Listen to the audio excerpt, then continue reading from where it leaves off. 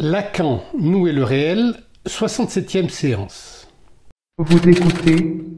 Oui, mais est-ce que vous y attrapez un petit quelque chose qui ressemble à du réel? Dans la difficile tâche de vous faire entendre ce soir, disons, quelque chose. On entend? On n'entend pas. Et comme ça, entend-on. Ça va? Bien. Dans la continuité de la dernière séance, je vais essayer de préciser certains points qui ont été abordés parce que la clinique de l'obsessionnel, la névrose obsessionnelle bien sûr, ne concerne pas que la névrose obsessionnelle.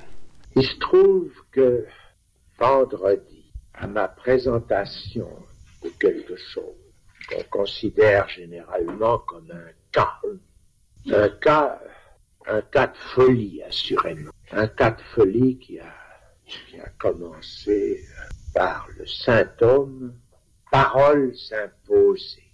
C'est tout au moins ainsi que le patient articule lui-même.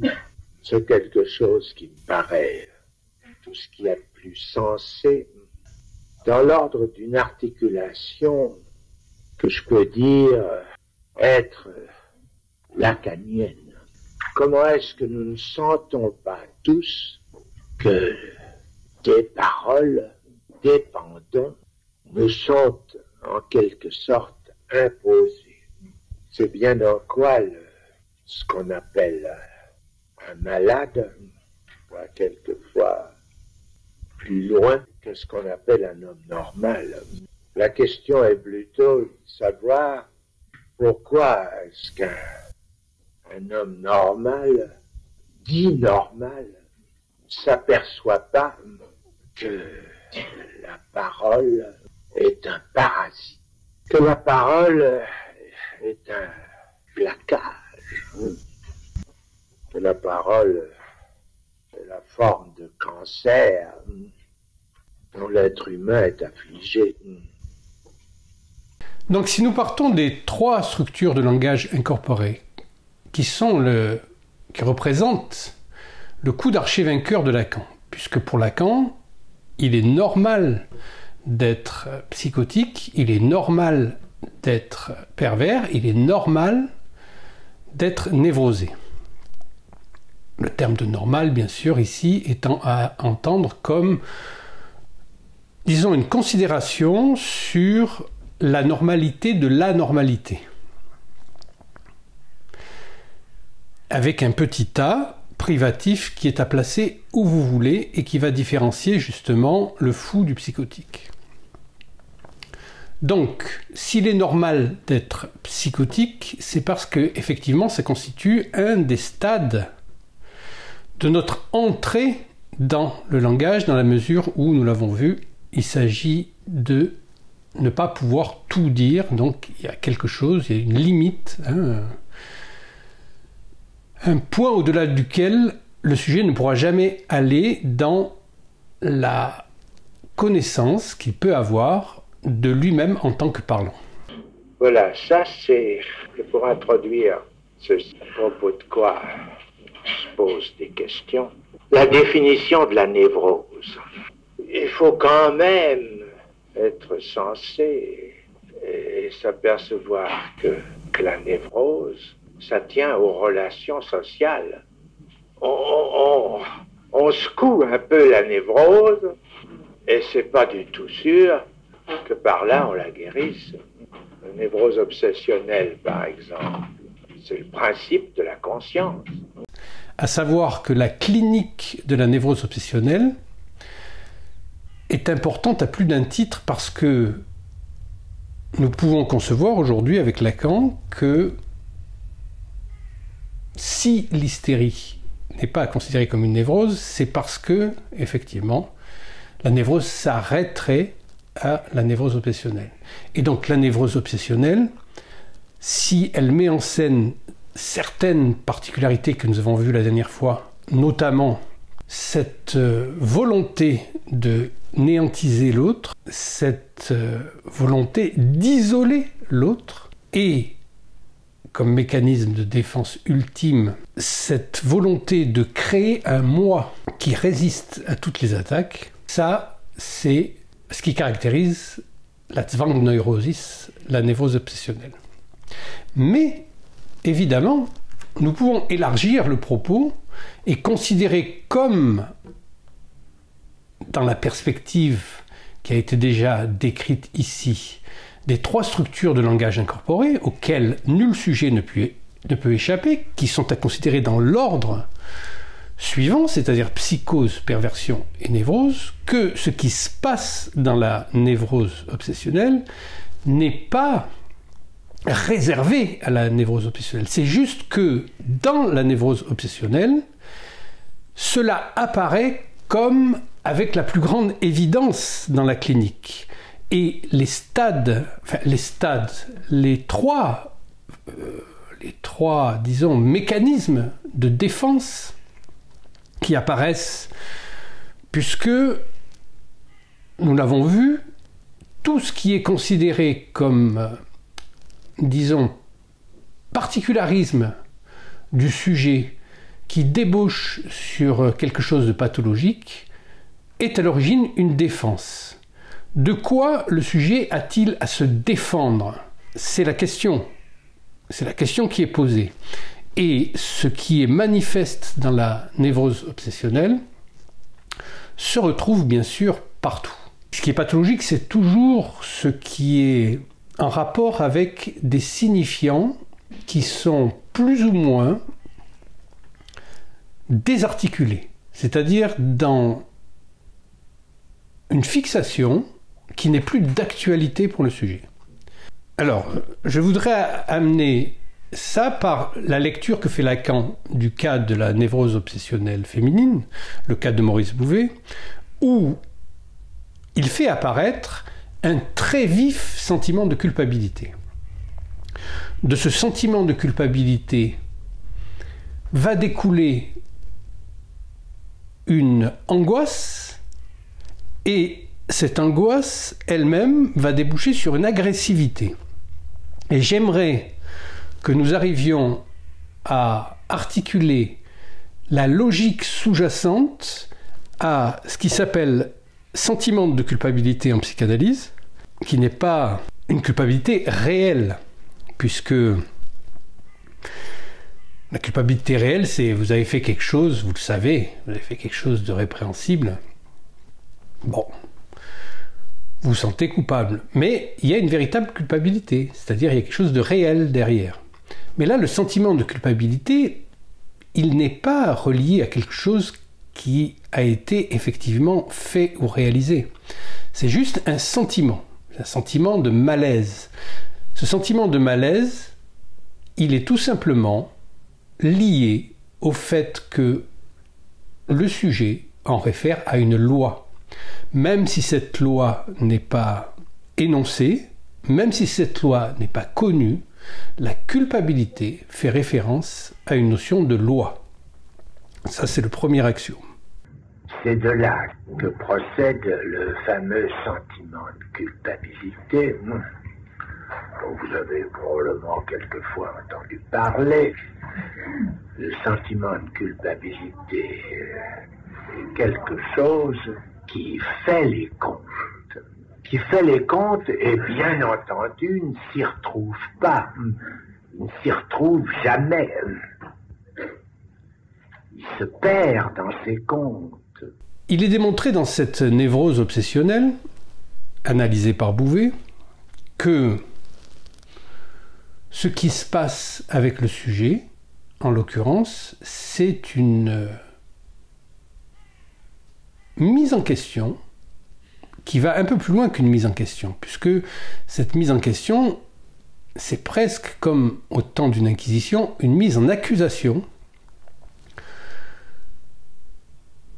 qui vient du désir de l'autre. Pour lui, l'extraction du désir de l'autre suppose ou présuppose l'extermination de l'autre. Il se pose la question en termes d'un « ou » exclusif. Ou c'est le mien, ou c'est celui de l'autre. Alors, pour qu'il soit le mien, il faut que ce ne soit plus celui de l'autre. Et là, nous avons affaire à un « ou » exclusif. Donc, dans cette dynamique-là, évidemment, il va y avoir cette volonté d'élimination de l'autre. C'est ce qu'on a vu la dernière fois. Mais là, pour pousser le problème un peu plus loin, l'exposer avec un peu plus de clarté, donc c'est dans cette tentative impossible, on peut dire, d'éliminer l'autre, puisqu'il s'élimine lui-même. Donc c'est une impasse. C'est une impasse qui va l'amener dans une angoisse comme s'il était pris sur une balançoire, vous savez, cette escarpolette où le sujet est toujours pris entre deux limites, mais aucune de ces limites ne fonctionne parce qu'il est pris entre deux, exactement comme il est pris entre deux signifiants. Et donc c'est sa première entrée véritable dans le signifiant, et c'est là où Lacan, dans... Alors je ne sais plus si c'est dans les formations de l'inconscient ou c'est dans le désir et son interprétation, où il redéfinit de manière très précise donc la différence qu'il y a entre le signe et le signifiant. Et pour ça, donc, il en vient à critiquer, mais c'est déjà dans les années 58, 60, enfin par là, même avant 60, donc la fameuse théorie de la communication dans laquelle nous vivons. Hein. Donc théorie, le terme bien sûr est galvaudé, puisque vous savez que la théorie, ce n'est pas ça, ce sont des élucubrations, parce que justement la théorie de la communication est fausse, mais elle n'est pas fausse pour les raisons qu'on invoque d'habitude. Elle est fausse parce que dans la considération du signe, n'oublions pas que, justement, dans le séminaire L'Envers, Lacan définit la honte comme étant celle qui convoque les pseudo-psychanalystes à confondre le signifiant avec le signe. Qu'est-ce que ça veut dire? Ça veut dire que si le signe représente quelque chose pour quelqu'un, le signifiant, lui, représente le sujet pour un autre signifiant. Donc, dans la théorie de la communication, il suffit qu'il y ait un signe, donc, qui est l'émetteur, en quelque sorte, et le sujet qui reçoit ou perçoit ce signe. S'il en conclut que ce signe fait référence à autre chose qui n'est pas là, par exemple la fumée, hein, il n'y a pas de fumée sans feu, dit-on. Donc, si le sujet perçoit une fumée et qu'il en conclut il y a un feu, il est dans ce qu'on appelle là la théorie de la communication avec un émetteur, mais qui n'est pas forcément un être vivant, puisque là c'est juste un signifiant fumé qui évoque pour le sujet quelque chose. Là, nous sommes dans le signe. Or, la psychanalyse, ce qu'elle amène de différent, là, puisqu'il y a justement une radicale différence entre la manière d'écouter et d'entendre en psychanalyse, c'est que le signifiant fumé n'amène pas forcément le feu. C'est-à-dire ne fait pas signe vers autre chose, mais fait signe vers l'absence d'un autre signifiant dans lequel va être pris le sujet, puisqu'il est pris entre deux signifiants. Donc, je vous rappelle que le signifiant vient signifier le sujet pour un autre signifiant. Donc le sujet lui-même, en tant que symbolico-réel, s'inscrit entre deux signifiants. Donc la théorie de la communication, c'est pas de parler du feu, c'est-à-dire d'être dans des significations, dans des signifiés, mais c'est de renvoyer le sujet dans sa propre dynamique d'être pris dans le jeu des signifiants. c'est-à-dire toujours en mouvement, comme le furet.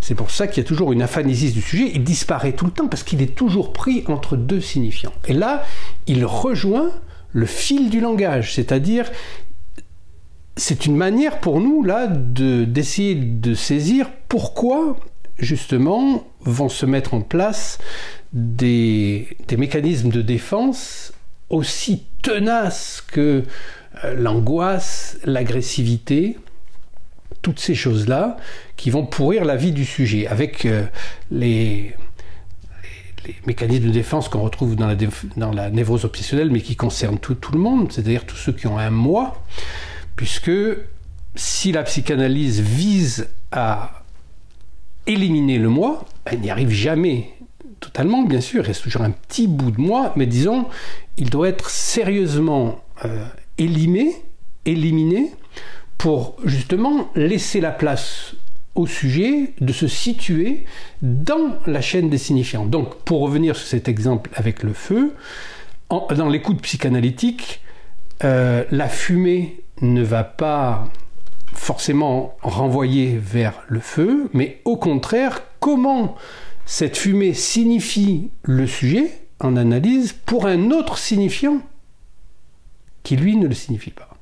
Donc, comment le signifiant fumée entre dans le jeu des signifiants dans lequel est pris le sujet en analyse. Ça, c'est la manière d'écoute analytique qui fait que jamais un psychanalyste ne va conclure sur une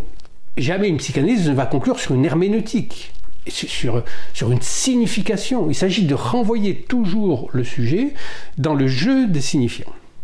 Où est-ce que ça nous amène tout ça? Donc ça nous amène à reprendre en compte la demande qui va prendre place dans cette petite phénoménologie entre la mère et l'enfant, où même si le sujet enfant ne sait pas encore parler, bien sûr qu'il ne sait pas parler, ce ne sont que des vagissements, mais s'adressant à quelqu'un qui sait parler, le fait même que par sa gestuelle, il requiert le sein à téter, eh bien, il rentre dans le jeu du langage. Il s'adresse à quelqu'un qui sait parler et qui lui parle. Et donc, immédiatement se crée un écart entre la demande et le désir, qui, évidemment, se réinscrit dans la demande elle-même.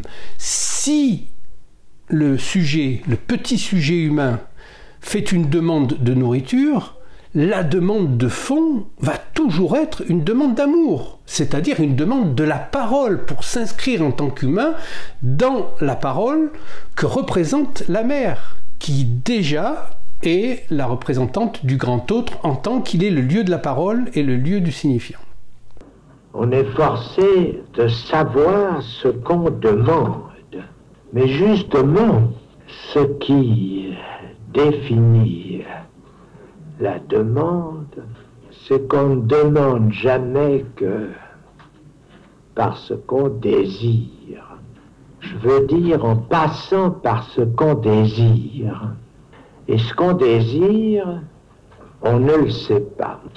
Nous sommes dans cette dynamique-là, et la demande qui est faite est bien sûr une demande qui, par le fait du graphe que je dessine dans ce sens-là, rétroactif, c'est-à-dire la mise en scène de la demande, le désir, le besoin, la tendance, mais sachant que chaque besoin de l'être humain, et c'est ce qui le différencie de l'animal, va être contaminé par le signifiant, puisque s'adressant à l'autre, elle est toujours déjà dédoublée en termes de l'autre. Les mots appartiennent à l'autre, même si le sujet ne les sait pas.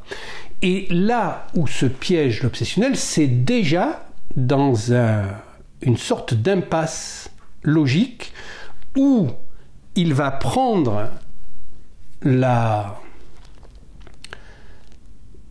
commandement qui est inscrit déjà dans la demande, puisque dans la lecture de ce graphe, vous avez ici A, le code, c'est-à-dire le sujet émet sa demande, il passe par le code, c'est-à-dire que sa demande va être décodée par l'autre, mais le message qui va être de ce côté-là, la chaîne signifiante le coupant dans ce sens-là, dans un sens rétrograde et un sens progrédient, le message lui arrive après coup. Et son message, il est censé pouvoir arriver à l'entendre, lui. C'est-à-dire son message lui revient. Il est censé pouvoir entendre ce message-là. Et ce message-là ne lui convient pas parce que ce qu'il entend dans la demande telle qu'elle l'inscrit dans le registre du désir, c'est que il doit autonomiser sa propre subjectivité, c'est-à-dire singulariser sa demande de sujet, et pour ça, il doit faire avec cet autre. Et évidemment, il y a une ambiguïté radicale. Comment puis-je avoir un désir qui me soit propre si c'est aussi le désir de l'autre? Et là, bien sûr, le sujet ne pourra y arriver qu'après quelques années de cure. Et c'est bien sûr là que Lacan, dans une écoute très fine du cas de Bouvet, procède à une inversion qui n'est pas une simple inversion qui reste dans le cadre de ce qui a été énoncé, mais il perçoit chez le cas féminin d'obsession une demande de mort, qui est la demande de mort de l'autre. Mais la demande de mort est strictement corrélative d'une mort de la demande, puisque c'est par la demande elle-même que le petit A et le grand A se raccordent, et donc que le sujet se prend dans l'équivoque signifiante qui est, bien sûr, la manière dont procède la logique de l'inconscient. Mais justement, dans l'analyse, c'est l'équivoque qui domine. Je veux dire que c'est à partir du moment où il y a une confusion entre ce réel où nous sommes bien amenés à chose, il y a une équivoque entre ce réel et le langage, puisque le langage, bien sûr, est imparfait. C'est bien là ce qui se démontre de tout ce qui s'est dit dessus. Le langage est imparfait. Il y a un nommé Paul Henry qui a publié ça chez Clincy. Il appelle ça, le langage, un mauvais outil. On ne peut pas dire mieux. Le langage est un mauvais outil. Mais c'est bien pour ça que nous n'avons aucune idée du réel. On peut dire qu'une interprétation réussie, une interprétation qui fait sortir des symptômes, c'est toujours quelque chose qui concerne l'équivoque signifiante. Nous avons là le premier manifeste de l'agressivité, bien sûr, puisque c'est une demande de mort de l'autre, donc qui correspond à la mort de la demande. Le sujet se met lui-même à mort, puisqu'en demandant la mort, il demande la mort de sa propre demande qui le divise et qui l'amène à une impossibilité logique qu'il va tout de suite donner lieu à un mécanisme de défense qui s'appelle l'isolation, donc isoler tout ce qui concerne l'autre et bien sûr construire des fortifications de Vauban du moi. Donc nous avons avec le moi, la présence du moi, je vous rappelle que l'analyse c'est une tentative d'éliminer ces fortifications du moi. Nous avons des registres de rigidification du système mis en impasse et qui ne fonctionnent plus que par un simple divertissement, disons, par rapport à ce qui tend le sujet. Donc ce que nous avons là énoncé de manière un peu, disons, désordonnée, mais malgré tout explicite, parce que ce n'est pas si difficile à rendre, c'est la façon dont le langage, avec ses 4 procédés mis à jour par Freud. Alors, nous avons la Verwerfung, qui concerne la psychose, c'est-à-dire la forclusion, comme l'appelle Lacan. C'est-à-dire, à l'intérieur du monde symbolique, le signifiant est évacué. Donc il reparaît dans le réel. C'est de là qu'apparaissent bien sûr les hallucinations, les voix, etc., qui vont hanter et persécuter le psychotique. Il y a la Verdrängung, qui est le refoulement. Il y a la Verneinung, qui est la dénégation, et la Verleugnung, le déni fétichiste. Avec cette mise en place des 4 possibilités logiques, arrive pour le névrosé, puisque la névrose, nous l'avons déjà vu, consiste à refermer le ciel du langage sur le sujet et faire en sorte qu'il soit convoqué dans le langage.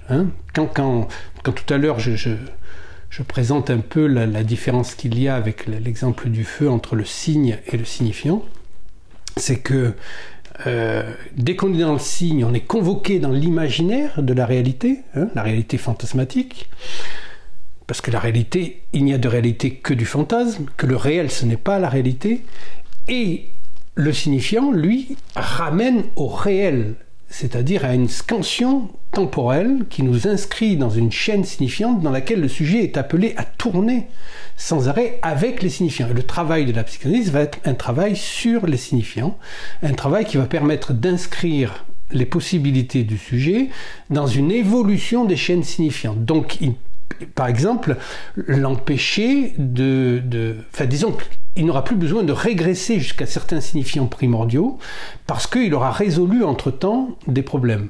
Il paraît que, par exemple, Freud, quand il se promenait avec Theodor Reich, à un moment, ils vont traverser une place et Theodor Reich voit que Freud hésite un peu et il lui dit « Ah, eh bien, je vois que votre agoraphobie n'est pas totalement guérie. » Alors Freud le regarde du coin de l'œil comme ça, il sourit et puis il s'avance dans la foule.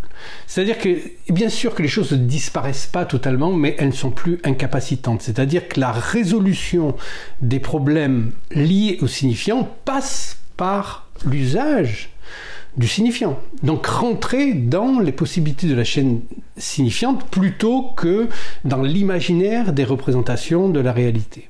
Donc quand on voit ces choses-là, quand on se rend compte de ce qui sépare justement la psychanalyse de la psychologie, nous sommes dans un registre où il est possible de dénouer par la parole ce qui a été noué par la parole. Cela ne peut pas vouloir dire autre chose quand nous parlons de ce processus alternant de régression et d'identification successive, les deux alternant, puisque dans la mesure où il s'en rencontre une en régressant, il stoppe sur le chemin d'une régression qui tout entière s'inscrit, en somme, dans cette ouverture rétroactive qui s'ouvre au sujet dès qu'il a articulé simplement sa parole, c'est-à-dire pour autant que la parole fait surgir tout l'arriéré et toute l'histoire jusqu'à son origine de cette demande dans laquelle toute sa vie d'homme parlant s'est insérée. Et justement, ce qui chez lui fait le plus obstacle à l'articulation de cette demande, c'est ce quelque chose que l'expérience vous apprend à qualifier d'agressivité, qui nous a porté de plus en plus vers la considération et l'accès de ce qu'on peut appeler vœux de mort. La difficulté inaugurale, la difficulté majeure devant laquelle, si l'on peut dire, se brise, se fragmente, se désarticule la demande de l'obsessionnel, ce qui motive l'accumulation de toutes les défenses, et très primordialement chez les grands obsédés, ce silence si souvent prolongé que vous avez toutes les peines du monde parfois à vaincre au cours d'une analyse. Et je l'évoque ici parce que c'est précisément ce qui nous est évoqué dans le cas sur lequel je me fonde, c'est bien ce que cette demande est une demande de mort. Alors cette demande de mort, qui est une demande de mort de la demande, elle se traduit aussi par les reproches, les injures et l'agressivité qui est adressée à l'analyste sous toutes ses formes. C'est-à-dire que ce n'est pas forcément des reproches qui sont exprimés, mais une certaine manière, par exemple, de faire des cadeaux à son analyse, de vouloir sortir du cadre de l'analyse à tout prix, c'est une agressivité en vérité. C'est le fait de ne pas vouloir s'en tenir au cadre de la cure analytique. Parce que dans ce cadre-là, l'analyste, à se mettre en position d'objet petit a, va toujours ramener le sujet à son inscription et son rejet de la chaîne signifiante, jusqu'à ce qu'il accepte, justement, dans l'équivoque de ses propos, le fait que le grand A est barré, et donc qu'il a à se situer non plus dans un monde de choses, c'est-à-dire des choses qui font signe pour lui en signifiant quelque chose, mais dans un monde de signifiants qui signifie son sujet. Donc passer de l'imaginaire des représentations au symbolico-réel de la chaîne des signifiants. C'est dans la mesure où vous laissez sans réponse la demande qui vient ici s'articuler, que se produit quoi? L'agression dont il s'agit. Ou avez-vous jamais vu, si ce n'est hors de l'analyse, dans des pratiques dites de psychothérapie de groupe, dont nous avons entendu parler quelque part, qu'aucune agression se produise. Mais par contre, la dimension de l'agressivité entre en jeu pour remettre en question ce vice, sa nature, à savoir la relation à l'image spéculaire. Dans la mesure où le sujet épuise contre cette image ses rages, que se produit cette succession des demandes qui va toujours à une demande plus originelle, historiquement parlant, et que se module la régression comme telle. Oui, et la culpabilité qui est au départ, donc, c'est une culpabilité qui est liée donc à une loi, on l'a vu, et que cette loi-là, ce qu'elle punit, c'est la mort du désir. Le désir lui-même, je vous le rappelle, n'étant pas à confondre ni avec son objet ni avec sa cause, mais étant à entendre comme une désinence du dire. Et donc, une mort du désir, c'est une mort du sujet, c'est-à-dire une rigidification, une cristallisation, une sédimentation qui, passant par le moi, va réduire le sujet à être un objet.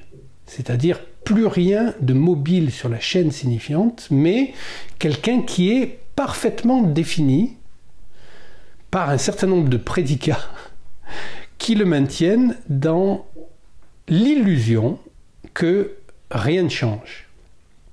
Donc, c'est pour ça qu'on s'aperçoit que, effectivement, on est un peu fondé tout de même à mettre les hystériques du côté féminin et les obsessionnels du côté masculin, bien que ce ne soit pas aussi simple que ça. Mais, d'une certaine manière, si vous voyez les femmes et les hommes, les femmes, elles touchent tout dans les maisons. Hein, elles changent les rideaux, elles changent les meubles de place en permanence, etc. Ce qui rend la plupart des hommes totalement fous, parce que eux, qui éprouvent dans leur propre chair l'impermanence de leur moi, le pointillé que représente la possibilité de leur moi, là, ils sont convoqués par l'extérieur à une impermanence radicale et ils sont soumis à revenir vers la chaîne des signifiants. Or, c'est pour ça qu'on dit que les femmes représentent le réel pour l'homme. Elles sont le réel parce que les hommes, eux, ils ne veulent pas changer tout ce qu'il y a autour. Donc les changements viennent par le fait que les femmes, elles, qui sont plus hystériques, elles osent remettre les choses en place pour provoquer quelque chose chez l'autre. Donc nous avons là une des clés, disons, de l'articulation entre les hommes et les femmes, qui, je vous le rappelle, hein, la division sexuelle ne concerne pas la division sexuelle entre les hommes et les femmes. Elle la concerne bien sûr, mais déjà dans un second temps. C'est-à-dire dans un premier temps, chacun est divisé d'avec sa propre essence. C'est-à-dire les hommes ne sont pas assez hommes et les femmes ne sont pas assez femmes. C'est-à-dire l'homme est un tout raté comme la femme est un tout raté, ce qui fait que dans le rapport à la parole, le rapport du sujet à la parole qui va définir la castration féminine ou masculine, nous avons la possibilité pour chacun de faire un pas de plus dans le rapport qu'il entretient au signifiant. Et donc ça, c'est ce qui s'appelle le désir. Le désir est l'essence de l'homme, comme dit Spinoza, et que reprend Lacan d'ailleurs dans le début du séminaire Le désir et son interprétation. Donc il y a quelque chose de l'ordre d'un péché capital à convoquer la mort du désir par la mort de la demande. C'est ce qui engendre ce sentiment de culpabilité, donc qui n'est pas une culpabilité réelle, puisque ça se passe sur le plan du fantasme, c'est-à-dire du langage. Et il y a une différence quand même entre le sentiment de culpabilité et la culpabilité réelle. C'est pour ça qu'en psychanalyse, le sujet est levé de sa culpabilité, puisqu'il n'est pas coupable. Il n'est pas coupable pour la bonne raison qu'il est déjà coupé. C'est-à-dire qu'il est déjà castré. Il est déjà partie prenante d'un côté ou de l'autre du mur du langage, puisque c'est là où se définit la possibilité de différence entre les femmes et les hommes. Nous avons vu cette culpabilité, nous avons vu l'agressivité. Bien sûr que l'agressivité, elle est déniée par la Verneinung, puisque en se déplaçant de la mort de l'autre à la mort de la demande et à la mort du désir, où le sujet se met à mort lui-même en se coupant de ses propres racines subjectives, il y a là un déni qui fait que vous allez trouver chez la plupart des obsédés un air très doux. C'est-à-dire que le plus difficile, c'est de leur faire admettre l'agressivité qu'il a leur, qui souvent leur revient de l'extérieur. Un peu comme dans le cas de psychose, il y a ce qui est forclos du symbolique et qui revient dans le réel. Donc ce sont des gens qui sont souvent victimes d'agressions inconsidérées dans laquelle ils n'arrivent pas à comprendre pourquoi ils sont la proie de certains méchants, entre guillemets. C'est d'une certaine manière, leur agressivité n'est pas assumée. Or, il y a dans cette ambivalence-là à retrouver ce qui, en psychanalyse, s'énonce assez clairement comme une parole, les mots qui sont choisis pour énoncer une parole refoulent une autre parole. Et les signifiants qui sont refoulés ne sont pas moins importants ni signifiants pour le sujet que ceux qui sont énoncés. Et donc, d'une certaine manière, il y a toujours un autre versant à l'histoire. Borges disait qu'une histoire correctement racontée devait comprendre sa propre contre-histoire. Donc, on voit qu'avec la clinique du névrosé obsessionnel, nous avons pas seulement la clinique de l'obsessionnel, nous n'avons pas seulement ce qui typifie plutôt l'obsessionnel, mais nous avons des mécanismes qui se retrouvent chez tout un chacun, avec l'hypocrisie qui consiste justement à ne jamais pouvoir admettre sa propre agressivité, cette agressivité qui revient par l'extérieur, justement. Et tout ça est lié à une manière volontairement univoque de vouloir saisir l'autre en tant que lieu de signifiant. C'est la manière dont l'altérité radicale est niée en tant qu'altérité radicale. Donc le petit autre vient en lieu et place du grand autre. Il y a toujours un semblable qui vient à la place du grand A qui, lui, est l'étrangeté fondamentale de ce monde de la parole et du langage, ce lieu du signifiant, où nous sommes appelés du fait même d'être parlant. Et c'est pour ça que cette dimension-là, disons, qui caractérise en propre l'être humain, fait que chacun de nos besoins est toujours déjà a priori contaminé par l'autre. Et comme le montre Freud, les lois du langage surdéterminent pour nous notre accès à la réalité. C'est là où il est intéressant, puisque j'en ai parlé la dernière fois, donc de refaire un petit retour sur ça, puisque on voit que si nous prenons les stades tels qu'ils ont été énoncés par Freud, et mal compris bien sûr, puisque c'est la règle, hein. Donc le stade oral, le stade anal, le stade génital. Dans ces trois stades-là, il y a un rapport entre quelque chose qui entre, quelque chose qui sort. Donc le sujet lui-même, vécu comme une interface ou une porte, puisqu'il n'y a rien de plus symbolique qu'une porte, entre l'intérieur et l'extérieur. Quand le sujet demande à téter, il fait entrer quelque chose en lui. On l'a vu, s'il fait entrer quelque chose en lui, c'est que lui-même ne pouvait pas entrer, c'est-à-dire rentrer, en l'occurrence, au sens du R, qui est du retour, revenir vers le trou d'où il est sorti. Donc il fait entrer en lui. Ça, c'est une des formes, disons, que Mélanie Klein décrit comme l'agressivité naturelle.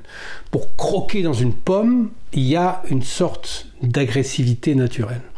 Mais cette agressivité naturelle, elle n'est pas si naturelle que ça, puisque elle n'a pas la même fonction que dans le champ animal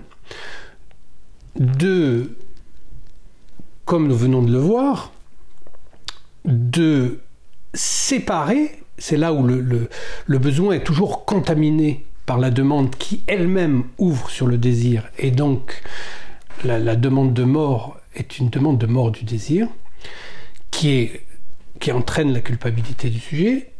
C'est que cette agressivité-là, elle est là au service, disons, de l'élimination fantasmée de l'autre, qui consiste dans un premier temps à lui vouloir du mal, en quelque sorte, vouloir l'éliminer, et ensuite vouloir l'isoler, ne rien avoir avec ça, et fortifier le moi pour justement vivre dans un monde imaginaire.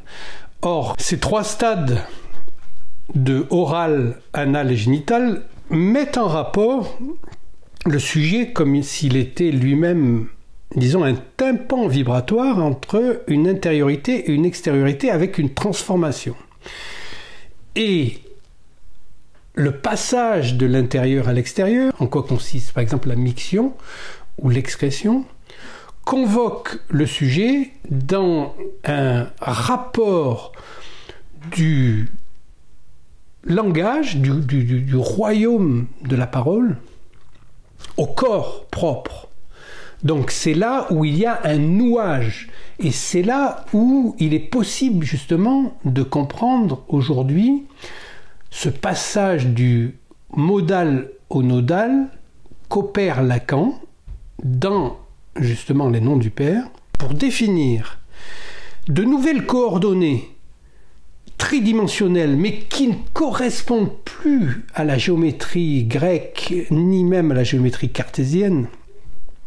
Mais ce sont des nouvelles coordonnées tridimensionnelles, mais cette fois avec imaginaire, symbolique et réel, qui ne fonctionne plus cette fois comme un point abstrait qui va être à l'intersection de deux lignes, etc., blablabla, c'est-à-dire qui concerne un monde totalement abstrait, mais qui vont concerner le sujet lui-même en tant qu'il n'est saisissable qu'à partir de son complément d'objet, qu'est l'objet petit a. Et il va y avoir un coinçage de l'objet petit a entre les trois cercles imaginaires, symboliques, réels qui vont lui permettre de se repérer dans l'espace qui est le sien, c'est-à-dire l'espace tridimensionnel constitué par les trois registres qui définissent à proprement parler son expérience humaine. C'est là où l'objet petit a, je vais essayer de vous le faire approcher de manière un peu plus précise, l'objet petit a. L'objet petit a, aucun être. L'objet petit a, c'est ce que l'autre suppose de vide, une demande, en fin de compte, mais un défi, comme situé par la métonique, c'est-à-dire par la pure continuité assurée du commencement au début de la phrase. Nous pouvons imaginer ce qu'il peut en être d'un désir qu'aucun être ne supporte. Je veux dire qui est sans autre substance que celle qui s'assure des deux êtres. Ce que dit Lacan dans le séminaire 20 encore, c'est que l'objet petit a n'est aucun être. C'est ce que suppose de vide une demande. C'est là où on voit que le vide, qui est le signifiant auquel fait appel un autre signifiant, mais le premier signifiant pour définir le sujet, est très important. Et que ce signifiant vide, qu'on a qualifié certaines fois d'être le nom du Père, ou bien le phallus, c'est ce qui va définir le passage d'une structure de langage incorporé à d'autres. Et donc cet objet petit a, on le voit, si c'est le vide inhérent à une demande, il y a une manière différente de le concevoir dans le stade oral, dans le stade dit anal et bien sûr dans le stade génital, parce qu'il y a trois rapports de ce petit a au grand A de l'autre qui vont permettre au sujet de se confronter au réel avec lequel il doit faire et se confronter au bon endroit, c'est-à-dire par la parole, par le progrès qu'il peut faire dans le maniement des signifiants qui le constituent, lui. C'est-à-dire qu'il ne va pas manier les signifiants de manière rhétorique, comme le ferait un homme politique manipulateur, mais sur le mode dialectique qui l'inclut lui-même en tant que sujet, comme un effet du signifiant. Et c'est ce qui différencie radicalement, bien sûr, le discours analytique des trois autres discours qui sont des discours sphériques. Vous-même ne songerez qu'à gommer les traces du mien discours, puisque c'est moi qui, ce discours, ai commencé par lui donner son statut à partir du faire semblant de l'objet petit a, soit en fin de compte de ce que je nomme, de ce que l'homme se met en place de l'ordure qu'il est, du moins aux yeux d'un psychanalyste qui a une bonne raison de le savoir, c'est que lui-même se met à cette place. Il faut en passer par cette ordure décidée pour peut-être retrouver quelque chose qui soit de l'ordre du réel. Parce que l'objet petit a nous apparaît donc comme substantivation, positivation du désir de l'autre qui est inconnaissable, puisque le désir c'est quelque chose qui ne peut pas être nommé et qui persiste à l'infini. Et c'est dans ce rapport du désir qui est toujours pris dans la chaîne de signifiants, puisqu'il est même... on ne peut pas dire qu'il soit pris, il se définit par la chaîne des signifiants, mais il n'est pas forcément pris dedans, puisqu'il ne peut pas se dire lui-même. Il est ce signifiant manquant, il est ce phallus-là, puisque le phallus, c'est vraiment ce signifiant qui n'apparaît que sur le fond de son absence, qui est la détermination même du langage d'apparaître sur le fond d'une absence.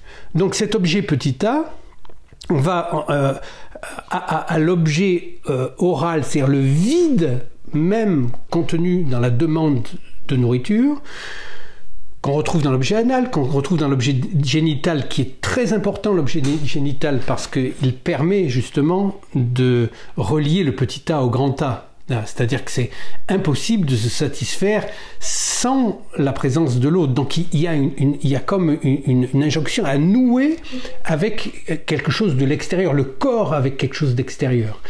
Et Lacan rajoute bien sûr deux occurrences à cet objet qui est une objectivation du vide. Donc c'est pas un objet qui a un être, il n'a aucun être, cet objet. C'est un bout de langage, qui est là pour positiver le vide dans le désir de l'autre. Lacan rajoute la pulsion scopique. Donc à quoi se rattache la notion de honte, qui n'est pas loin de cette notion de culpabilité qu'on a un peu abordée, et la pulsion invocante qui est de toujours se mettre dans une position de positivation d'un autre qui nous écouterait. C'est la prière à Dieu, etc. C'est faire exister un autre sur le registre de l'écoute. La pulsion invocante renvoie bien sûr chez le sujet à qu'il me parle, qu'il me dise quelque chose, qu'il me dise quoi faire, qu'il me dise où aller. Ce qui est lié à la pulsion scopique, c'est la notion de honte, c'est-à-dire d'être vu, même en l'absence de tout sujet, mais par une positisation du vide dans le désir de l'autre, donc créer un autre qui me verrait faire quelque chose que je ne dois pas faire. Donc c'est là que se rattache la honte, qui ressemble à cette notion de culpabilité, mais la culpabilité, elle, vient plutôt de la pulsion invocante, c'est-à-dire de devoir rendre compte à un autre qui n'est pas là de mes actions parce que j'aurais enfreint une loi que je ne connais pas. Or, nul n'est censé ignorer la loi. Et la loi, ce sont les commandements liés au langage lui-même. C'est pour ça qu'apparaît cette culpabilité, et cette culpabilité est bien sûr étroitement liée au désir. Il suffit de lire là les lettres au père de Franz Kafka pour bien saisir justement en quoi le désir et la culpabilité ont partie liée. Chaque fois que Freud a eu un obsessionnel, que ce soit l'homme au rat ou l'homme au loup, de formation chrétienne, il en a bien montré l'importance dans leur évolution et dans leur économie. On ne peut pas, quand même, ne pas voir que, par ces articles de foi, la religion chrétienne nous met devant cette solution effectivement étonnante, hardie, c'est le moins qu'on puisse dire, culottée, de faire effectivement supporter par quelque chose qui est homme-dieu, une personne incarnée, de faire justement supporter par lui cette fonction, puisqu'il est le verbe, cette fonction du signifiant, dans laquelle nous disons qu'est marquée justement l'action du signifiant sur la vie en tant que telle. Quand Freud dit que la religion propose un règlement collectif de la dimension névrotique, c'est vrai que la figure christique prend sur elle-même la possibilité pour les sujets de les alléger des sentiments de culpabilité, de l'agressivité, de tout ce qui en eux les égare dans le monde des semblables, les petits A, pour le faire porter, cette fois, sur un petit A, mais qui est recouvert des attributs du grand A, puisque le Christ lui-même est considéré comme le Verbe, c'est-à-dire le Verbe incarné, c'est le phallus lui-même, en tant qu'il est descendu dans un semblable. C'est pour ça que Lacan appelle ça, appelle le christianisme la religion, la vraie religion. C'est-à-dire, elle est vraie parce que tout est révélé. Il n'y a pas à attendre quelque chose de l'au-delà. Comme dit très bien Hegel, ce qui meurt sur la croix, ce n'est pas un représentant de Dieu. C'est le Dieu de l'au-delà lui-même. Il n'y a plus rien à attendre de l'au-delà. Je vous rappelle que ce qu'on attend de l'au-delà, ce sont des signes, qui signifient quelque chose pour quelqu'un. Alors, il s'agit justement d'opérer quelque chose qui est de l'ordre d'une contingence, ne plus attendre des signes qui s'adressent à moi comme si j'étais quelqu'un, alors que le moi n'est pas un, mais plutôt de réinscrire les possibilités de mon sujet dans la chaîne des signifiants, parce que c'est le seul lieu où il y a un progrès du fait que la chaîne des signifiants est toujours en mouvement.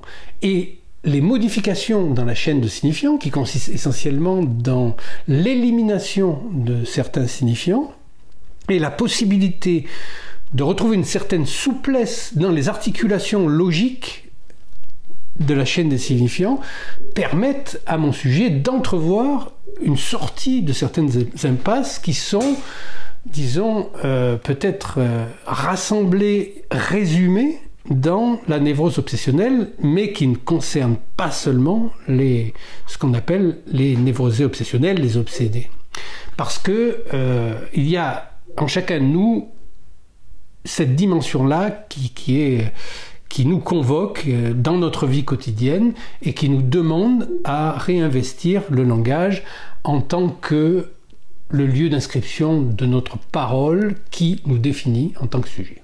Le « tu aimeras ton prochain comme toi-même » est un cercle, et « toi » nous a menés à ne reconnaître dans ce « toi-même » rien d'autre que le « tu », au niveau duquel le commandement lui-même s'articule à s'achever par un « comme toi-même ». Comme toi-même, tu es, au niveau de la parole, celui que tu es, dans la demande de mort, que tu es parce que tu l'ignores. C'est à ce niveau que le commandement chrétien rejoint celui qui nous donne le point d'horizon où s'articule la consigne de Freud « Wo es war, soll ich werden ». C'est la même chose, encore qu'une autre sagesse exprime dans le « tu es », qui doit, en fin de compte, terminer une assomption authentique et pleine du sujet dans sa propre parole, qu'il reconnaisse là où il est, à cet horizon de la parole, qui est celui sans lequel rien dans l'analyse ne peut être articulé, sinon à produire des fausses routes et des méconnaissances. Alors Lacan finit son séminaire « Les formations de l'inconscient » par une relecture extrêmement précise et bien sûr contingente du commandement chrétien « Tu aimeras ton prochain comme toi-même ». Parce que Freud s'était trouvé heurté par cette formulation. Alors bien sûr, il commence par dire, il y en a qui vont dire oui, mais plus que toi-même, les belles âmes comme il les appelle. Et puis il y en a qui vont douter, est-ce que j'aime vraiment? Donc qu'est-ce que ça veut dire s'aimer soi-même? Et Lacan, là, justement, articule la position du sujet à l'autre qui passe par le désir avec le « tu es ».